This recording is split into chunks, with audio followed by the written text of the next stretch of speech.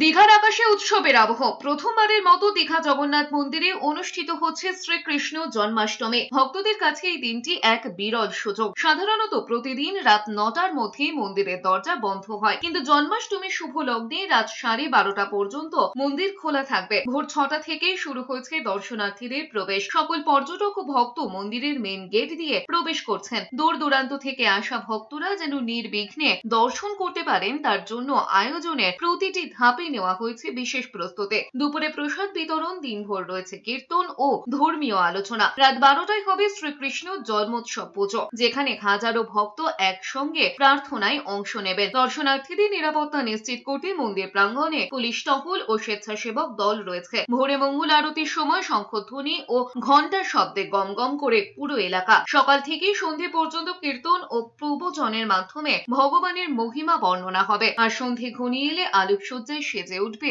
সমগ্র মন্দির। সকাল থেকেই অনেক লোক আসছেন, ভগবানকে ভোগ নিবেদন করা হচ্ছে। এখানে কালচারাল প্রোগ্রামও হচ্ছে, অনেক আর্টিস্টরা ওরা ওডিসি ডান্স পারফর্ম করবে ভগবানের আনন্দের জন্য। রাত্রিবেলা 10টা থেকে 11:30 পর্যন্ত ভগবানকে অভিষেক করানো হবে, ভগবানকে নতুন বস্ত্র অর্পণ করা হবে। তারপরে ভগবানকে ভোগ নিবেদন করার পরে রাত্রি ঠিক 12টার সময় ভগবান সবাইকে দর্শন দেবেন। জন্মাষ্টমী মহা আরতি হবে, আর তারপরে সবাইকে প্রসাদ বিতরণ করা হবে।